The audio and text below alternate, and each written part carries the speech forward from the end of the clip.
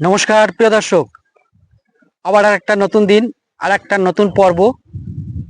আজ এই পর্বের মাধ্যমে আপনারা যে দর্শনীয় স্থানটি দেখতে পাবেন, এটা হলো নদিয়া জেলা, নদিয়া জেলার আড়ংঘাটা। আড়ংঘাটা একটা খুবই ইতিহাস প্রসিদ্ধ স্থান, কেননা এখানে যুগল কিশোর মন্দির অবস্থান করছে। তা যারা নতুন দেখছেন, আমার নাম অরূপ দাস, আমার চ্যানেল দেখছেন অরূপ জার্নি। আড়ংঘাটা যুগল কিশোর মন্দিরের সামনে আপনাদের স্বাগত জানাচ্ছি এবং আপনাদের অনেক অনেক নমস্কার, ভালোবাসা। তা যারা নতুন তারা এই স্থানটিতে কিভাবে আসবেন, শিয়ালদা থেকে গেদে লাইন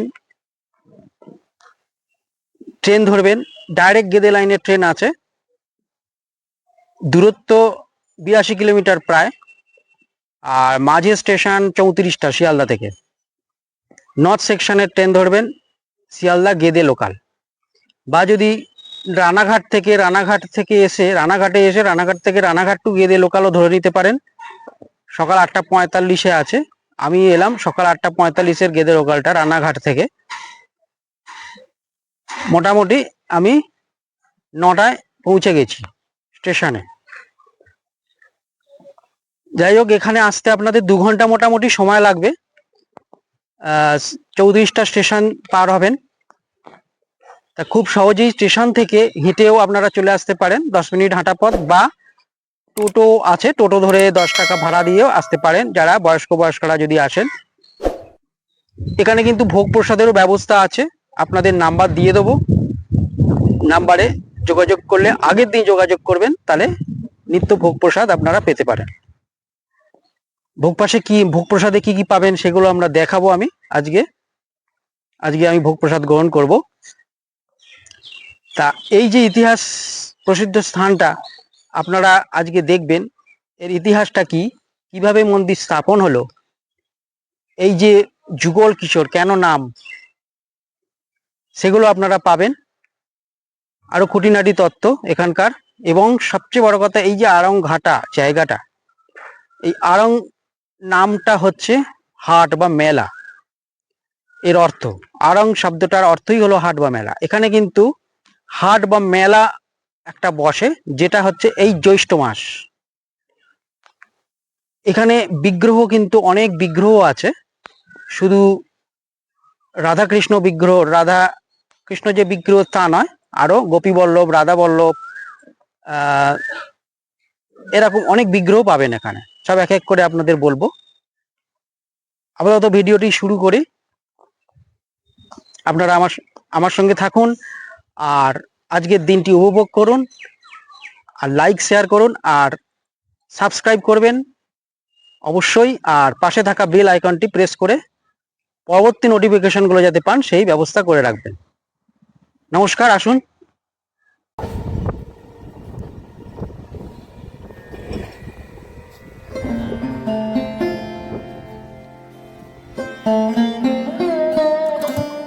দেখছেন আড়ংঘাটা স্টেশন, গেদে লাইন। এদিকে চলে গেছে গেদে, এদিক দিয়ে এলাম রানাঘাট থেকে। এটা 1 নম্বর প্ল্যাটফর্ম। 1 নম্বর প্ল্যাটফর্মে নেমেছি, নেমে টিকিট কাউন্টারে পাস দিয়ে বেরোতে হবে।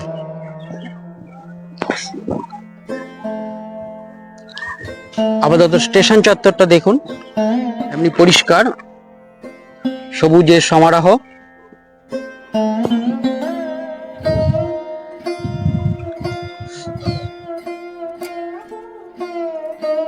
1 নম্বর প্ল্যাটফর্মে নেমে দেখছেন টিকিট কাউন্টার, এই পাশ দিয়ে বেরালাম। বেরিয়ে বাঁদিকে গিয়ে, এই যে ওদিক দিয়ে বেরিয়ে এদিকে আসলাম, এসে সোজা এগিয়ে যাব। এরকম ঢালাই রাস্তা, এই রাস্তা বরাবর সোজা এগোলে দেখুন একটা পার্ক পড়ছে, সামনে অটো স্ট্যান্ড আছে। এখান থেকে অটোগুলো যাবে না, আপনাকে আরেকটু এগিয়ে যেতে হবে, একটা রাস্তা পাবেন। এই দেখুন একটা এদিকে রাস্তা এলো, একটা ক্রসিং মোড়, এখান দিয়ে বাসগুলোও যাচ্ছে। এইখান থেকে টোটো ফোটো গুলো নিতে পারেন। আমরা ওই দিক দিয়ে সোজা হেঁটে আসছি, হেঁটে আর একটা ক্রসিং, আমি রাইট সাইডে যাব। ওই ক্রসিং থেকে সোজা এসে এই ক্রসিং এর রাইট সাইডে গিয়ে আবার এরকম একটা ক্রসিং, যেটা লেফট সাইডে বেঁকে যাব। লেফট সাইডে গিয়ে কিছুটা যাবার পরই দেখতে পাবেন এই তরুণ, এটি হচ্ছে যুগল কিশোর মন্দিরের প্রধান তোরণ। অনেক প্রাচীন সাহিত্য এর মধ্যে লুকিয়ে রয়েছে। দেখছেন দেয়ালে সুন্দর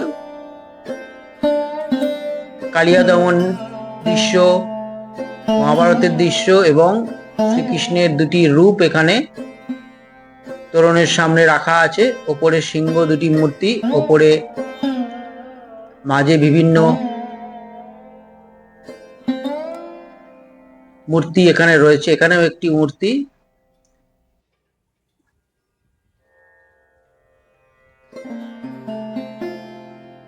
গৌরাঙ্গ নিত্যানন্দ মহাপ্রভুদের সব, আর মাঝখানে রাধাকৃষ্ণের ছবি মূর্তি রয়েছে। আমরা সোজা এগিয়ে যাব, সোজা এগিয়ে গেলেই সামনেই দেখতে পাচ্ছেন মূল মন্দির।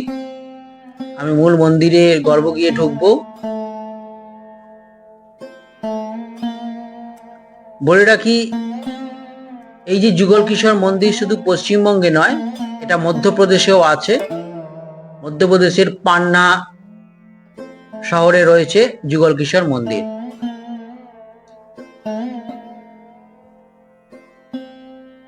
এদিকে সোজা এগিয়ে গেলাম, এগিয়ে গিয়ে দেখতে পাচ্ছেন সামনেই রয়েছে সিদ্ধ বকুল গাছ। এটি অত্যন্ত প্রাচীন একটি বকুল বৃক্ষ, এটি সিদ্ধ বকুল নামেই পরিচিত। হচ্ছে সামনের উঠান এবং এই হচ্ছে মূল গর্ভগৃহ, সুন্দর বর্ণময়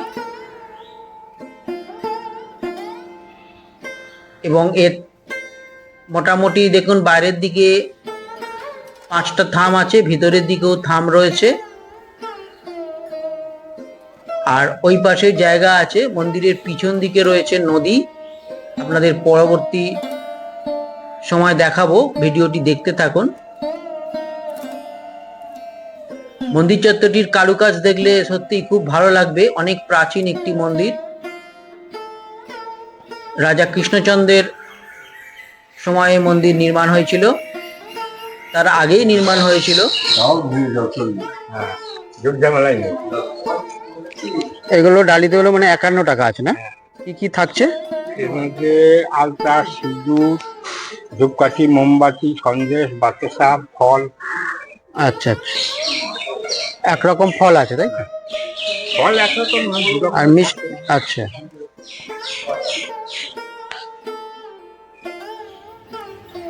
মন্দিরে দেখুন একটা গরুর পক্ষী, এইখান দিয়ে আমরা ঢুকে এসছি আমি। এবার দেখুন খিলানগুলো খুব সুন্দর কারুকার্যময় এবং ওপরে করিবর্গার কাজ, আর মেঝটি হলো পাথরের, সাদা কালো পাথর, এবং খিলানগুলো সুন্দর নকশা করা। এগুলো প্রাচীন একটি শিল্পরীতি ছোঁয়া আমরা দেখতে পাই এবং খুব সুন্দর বর্ণময় মন্দির গর্ভগৃহটি। এখানে বেশ কিছুক্ষণ বসলে আপনার সময় কেটে যাবে।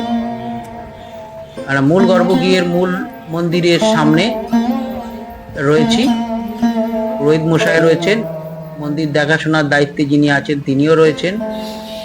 আরও এখানকার স্থানীয় লোকজনও এসে জমায়েত হয়, পুজো দেয়।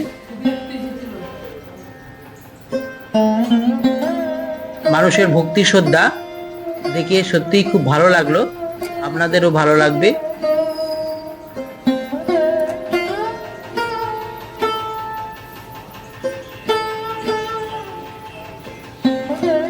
মন্দিরের কারুকার্যগুলো শুধু দেখুন, সত্যিই এগুলো প্রাচীন শিল্পরীতির কথা মনে পড়িয়ে দেয়, যেগুলো আজকের নয়, বহু প্রাচীন সব শিল্পকার্য।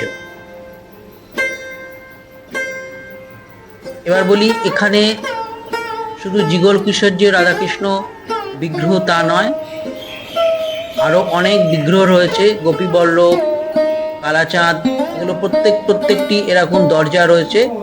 এক একটি দরজায় আপনারা দেখতে পাবেন এক একটি, যেমন এখানে রয়েছে গোপীনাথ মানে গোপীবল্লভ, তারপরে রয়েছে একটি রাধা বল্লভ, এরকম সব এক একটি আপন গৃহ এদের রয়েছে, যেগুলো ওই মেলার যেদিন হবে ষষ্ঠীর দিন, সেগুলো বিগ্রহগুলো এই আপন আপন গৃহে বসবে।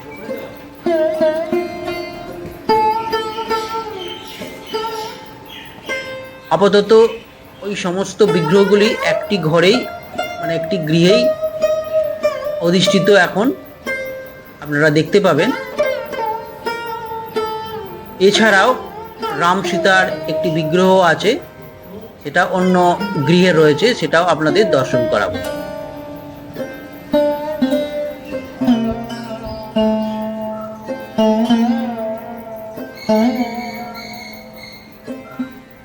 এখানে ধূপধুনো দেওয়ার স্থানও রয়েছে। উপরের পরিবর্গার কাজগুলো সত্যিই খুব স্মৃতি, পূর্বের স্মৃতি মনে পড়িয়ে দেয়।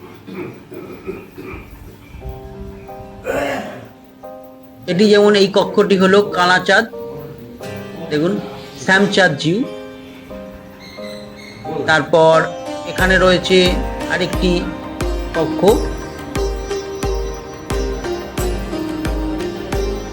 আমরা মূল বিগ্রহ দেখব, দর্শন করব,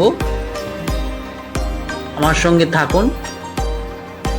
আজকের বসন মানে এর সিঙ্গারটি কিন্তু সত্যিই খুব সুন্দর, মানে চোখে পড়ার মতো।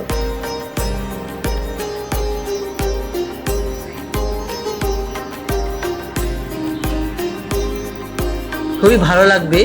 নিচে দেখুন কত শালগ্রাম শিলা রয়েছে এবং ছোট ছোট বালগোপাল রয়েছে, এবং এর সজ্জা সুন্দরভাবে সজ্জিত হয়েছে, দেখে মন ভরে গেল। অপরূপ তার দৃশ্য, এক প্রাচীন মূর্তি এই মন্দিরে অধিষ্ঠিত।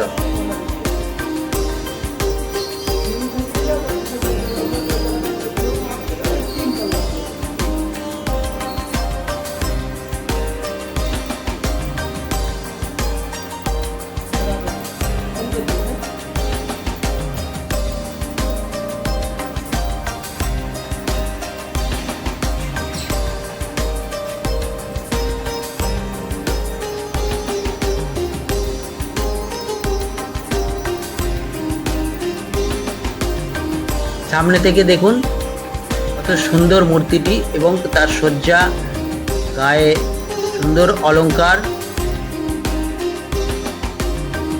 এবার দেখুন অন্যান্য যে বিগ্রহগুলি একসাথে রয়েছে সেগুলো এইখানে রাখা আছে পাশের একটি কক্ষেই, যেখানে রাধাবল্লভ, গোপীবল্লভ, শ্যামচাঁদ, কালাচাঁদ,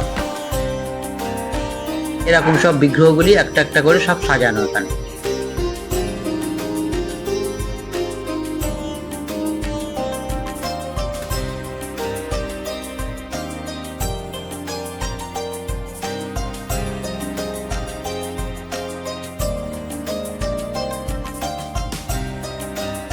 সত্যি প্রাচীন বিগ্রহের রূপ এগুলো দেখি কিন্তু সত্যি মন ভরে গেল, আপনাদেরও অবশ্যই মন ভরে যাবে।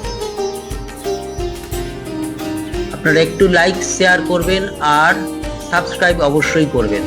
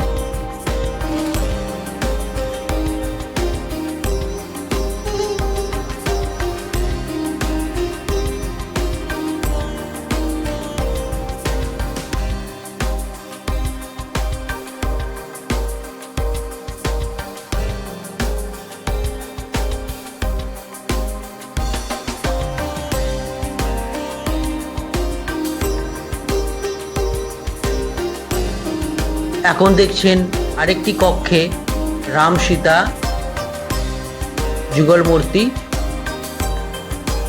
যেমন ডান পাশে রয়েছে হনুমানজিউ আর ছোট ছোট ভক্ত বালগোপাল এরা সব রয়েছেন।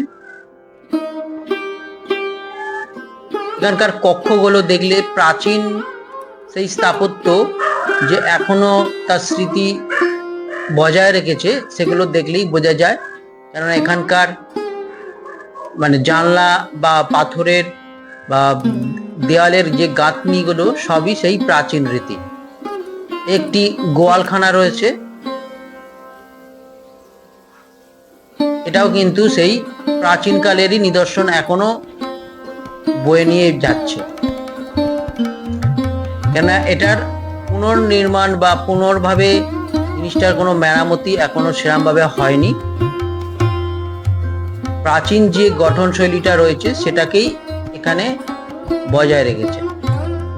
পিছন দিক দিয়ে আমরা এগিয়ে এলাম, এখানে একটি শিব মন্দির আছে আর বিভিন্ন বৃক্ষের একটা সবুজের সমাহার। মেলা এখানেও বসে। এই হচ্ছে মন্দিরের পিছন দিকটা, আর সামনে রয়েছে নদী ঘাট, চূর্ণী নদী, এখন মজে গেছে। এই হচ্ছে শিব মন্দির।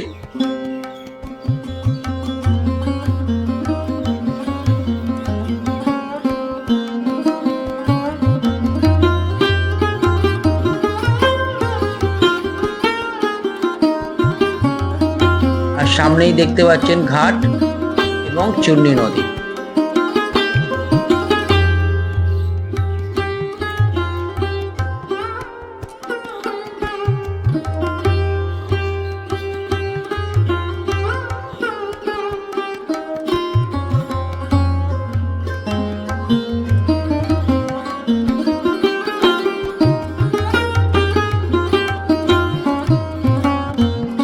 নমস্কার, এখন দেখছেন মন্দিরের ঠিক পিছন দিকটা খোলা স্থান। এখানে কিন্তু মেলা বসে, আবার সামনেও মেলা বসবে।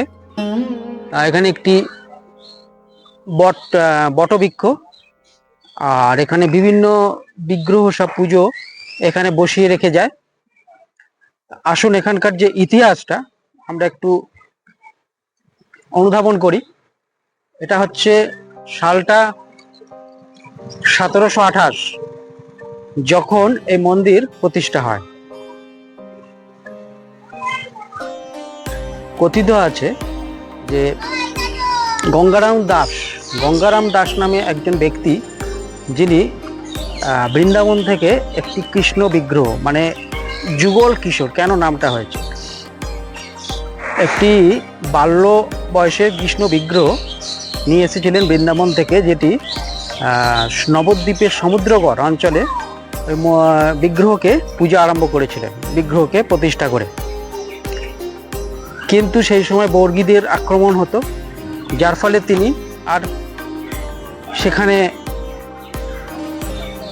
নিরাপদ মনে করেননি বিগ্রহকে রাখা। তাই তিনি ওই বিগ্রহ নিয়ে চলে আসেন এই আড়ংঘাটা অঞ্চলে, এবং এই আড়ংঘাটা অঞ্চলে একটি গোপীনাথজিরও মন্দির আছে, মানে তখন ছিল, এবং তার পাশে এই মন্দিরটি নির্মাণ হয়। এবং তারপর এই পূজা চলতে থাকে। তখন শুধু কৃষ্ণ বিগ্রহই ছিল। পরবর্তীকালে নদিয়া জেলার রাজা কৃষ্ণচন্দ্র একটি মাটির ভেতর থেকে মাটি খুঁড়ে রাধিকা বিগ্রহ উদ্ধার করেছিলেন। সেটিও ওই বাল্যই ছিল। ওই রাধিকা বিগ্রহ এই কৃষ্ণ বিগ্রহের পাশে বসানো হয়, এবং পূজা আজ পর্যন্ত চলে আসছে। এবং এই যুগল কিশোর কেন না, এটা হচ্ছে কৃষ্ণ আর রাধিকার খুবই বাল্যকালে প্রেম লীলা যে চালিয়েছিলেন, সেই সময়কার একটি বিগ্রহ এখানে পুজো হয়ে আসছে, যার ফলে এটি যুগল কিশোর নামটা হয়েছে। এবং তার সঙ্গে সঙ্গে এখানে অনেক বিগ্রহ রয়েছে, কালাচাঁদ, শ্যামচাঁদ, গোপীবল্লভ, রাধাবল্লভ, তারপরে সাক্ষী গোপাল, বালগোপাল, রেবতী, শালগ্রাম শিলা রয়েছে, এরকম সব বিগ্রহগুলি মন্দিরের পাশে ঘরে আপনারা দেখেছেন যেগুলো রয়েছে। আর আমার পিছনে যেটা দেখছেন এখন, এটা হচ্ছে চূর্ণী নদী। এই চূর্ণী নদী একসময় কিন্তু এইখানেই রাজা কৃষ্ণচন্দ্র বজরা নিয়ে নেমেছিলেন এবং এই রাধিকা বিগ্রহ স্থাপন করেছিলেন। আরেকটি আছে এখানে সিদ্ধ বকুল, মানে বকুল তরু, বকুল বৃক্ষ, যেটা আপনাদের দেখাবো। ওই বকুল বৃক্ষটাও এখানে খুব সিদ্ধ, কেননা ওইখানে অনেক যুবতী মহিলারা পুজো করেন এবং তাদের বৈধব্য দশা মানে পরবর্তী প্রজন্মে যাতে নিবারণ হয়, সেটা মনস্কামনা পূরণ হয় এখানে পুজো দিলে কথিত আছে। সেটা হচ্ছে ষষ্ঠীর দিনে। এই কারণেই এই ষষ্ঠী মানে জ্যৈষ্ঠ মাসের এই ষষ্ঠীর দিন এখানে ধুমধামের সঙ্গে পুজো হয় এবং মেলা বসে।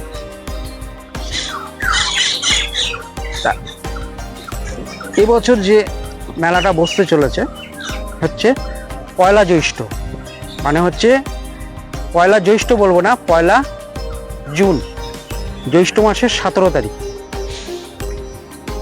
যেটা জামাই ষষ্ঠী আমরা মানি। এটা হচ্ছে অ্যাকচুয়ালি প্রকৃতপক্ষে জামাই মেলাও বলে অনেকে। দেখছেন সুন্দর একটি পরিবেশ, চূর্ণী নদী, সামনে সামনে একটি শিব মন্দির রয়েছে। তা আসুন, ইতিহাস তো আমরা জানলাম। আর এখানে ভোগ প্রসাদ আপনারা পেতে পারেন, কুপন মূল্য নির্দিষ্ট নেই, যেরকম দেবেন। পূজাও দিতে পারেন, ফল মিষ্টি বাইরে থেকে নিয়ে আসতে পারেন, বা এখানে এসে ফলের ডালি পাওয়া যায় সামান্য কিছু 51 টাকার বিনিময়ে, সেটা পুজো দিয়ে দিতে পারেন। তা আশা করি ভালো লাগছে, দেখতে থাকুন। আরতি হবে, আরতি দেখাবো, ভোগ আরতি। আমার সঙ্গে থাকুন আর লাইক শেয়ার করুন আর সাবস্ক্রাইব করে আমাকে আশীর্বাদ করবেন।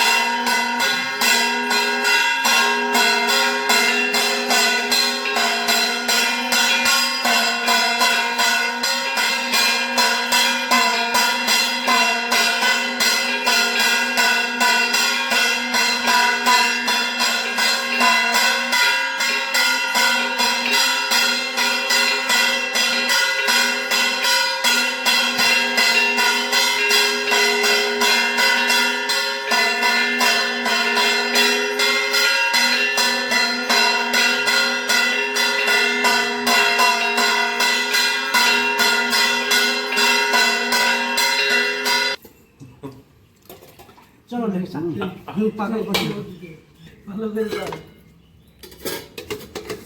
নাই গোপালে দুঃখ আছে তুই আইছা জাদু করে ছোট করে নেবো। নিভা কি করে তাই তো ও ঠিক জানি, জাদু করে ছোট করে নেবো। ঠিক আছে চল না নমস্কার, ভিডিওটি দেখলেন সম্পূর্ণ, এখানকার ইতিহাসটা শুনলেন। তাহলে জুন মাসের 1 তারিখ অর্থাৎ জ্যৈষ্ঠ মাসের 17 তারিখ এখানে ধুমধামের সঙ্গে মেলা বসবে এবং পূজা অর্চনা হবে। এবং এখানকার যেসব বিগ্রহগুলো আছে সেই বিগ্রহগুলো তাদের ঘরে ঘরে আপন আপন ঘরে ঘরে বসবে। এখন একটা ঘরের মধ্যেই সব বিগ্রহ দেখলেন বসে আছে, শ্যামচাঁদ, কালাচাঁদ, গোপীবল্লভ, রাধাবল্লভ। এরপরে সব আলাদা আলাদা ঘরে বসবে ওই দিনকে। তা ভোগ প্রসাদ গ্রহণ করলাম, খুব সুন্দর ভোগ প্রসাদে ছিল সাধারণ ডাল, একটা সবজি, আমের চাটনি আর টক দই, আর একটু ভাজা ছিল উচ্ছে। খুব সুন্দর প্রসাদ, নির্দিষ্ট কোনো মূল্য নেই। 11:30 মানে 10:30টার পরে ভোগ আরতি হয়, তার মানে 11টার পরেই আপনারা ভোগ পেয়ে যাবেন। তা অসুবিধা নেই, খুব সকাল সকাল চলে আসবেন এবং তাড়াতাড়ি বাড়ি ফিরে যেতে পারবেন। তা আবার একটা পরের ভিডিওয়ে আপনাদের আসবো। আপাতত কয়েকদিন অপেক্ষা, সাবস্ক্রাইব করবেন অবশ্যই, আর পাশে থাকা বেল আইকনটি প্রেস করে অল অপশনটিতে ক্লিক করে দেবেন। নমস্কার।